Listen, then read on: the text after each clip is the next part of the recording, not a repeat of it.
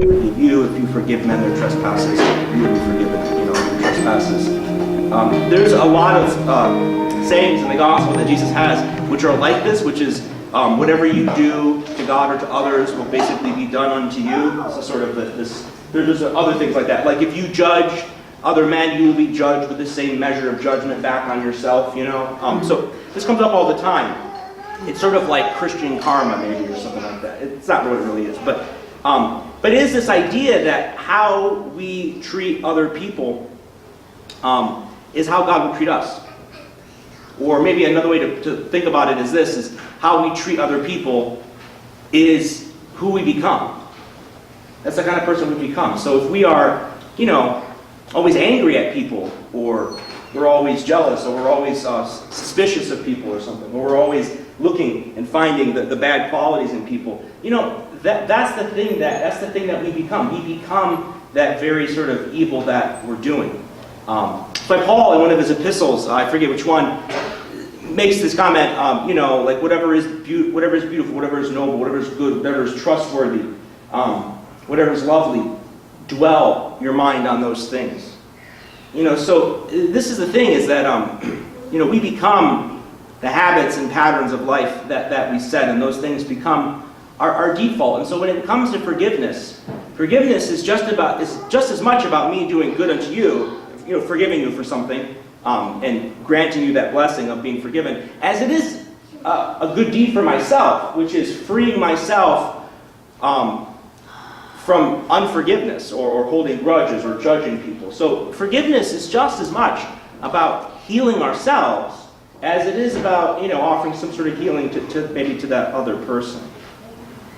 There really is, this teaching about forgiveness, this practice of forgiveness, it is a critical cornerstone of the Christian faith, this idea of forgiveness. Not just that you and I are forgiven of stuff, but that we are supposed to do the same and forgive other people. And practically speaking, families and societies and life, it just doesn't work if we don't know how to forgive each other. It just won't work. Because we can try as hard as we want to do good, but you know what? We're going to fail. There has to be a healthy dose of skepticism about our ability to actually succeed in being good people.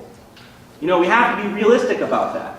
And so there has to be a contingency plan, or a cleanup plan of what to do when we make a mess. And forgiveness is this beautiful way to solve this. When you have societies of people who can't forgive, or nations that can't forgive, or tribes of people that can't forgive, do you know what the end result of not forgiveness is? Mass violence. That is always the end of not forgiving people. When it's pushed to its extreme eventually. And so forgiveness is absolutely necessary for us to be able to live together.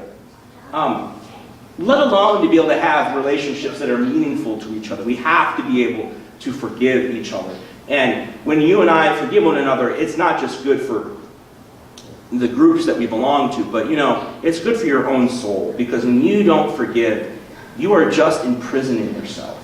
You're just chaining yourself down. And sometimes we're hurt very deeply by people, and forgiveness is not easy, right? And so you can't just make yourself forgive. You can forgive to the measure that you're able, and you keep making the good intentions and the good strivings to forgive. And in time, you're able to do it by God's grace. But forgiveness, when we are able to forgive, it really does set us free. It sets us free, it takes a burden off of us, and allows us to live without fear. And this is an important thing. If there's not forgiveness, then you and I have to be perfect, or we have to be terrified of the consequences of our own mistakes. Forgiveness allows us to be delivered from the anxieties and fears that ruin us, that ruin people. When people operate, when their modus operandi is fear or anxiety, that is a hellish experience for that person and for the people around them. But forgiveness, it allows a way out.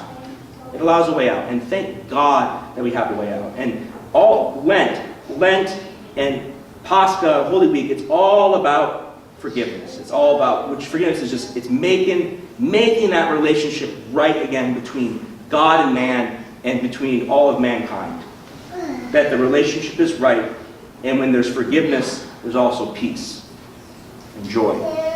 And that's what we entered into Lent, is that joy, that we have a hope in forgiveness. Glory to Jesus Christ.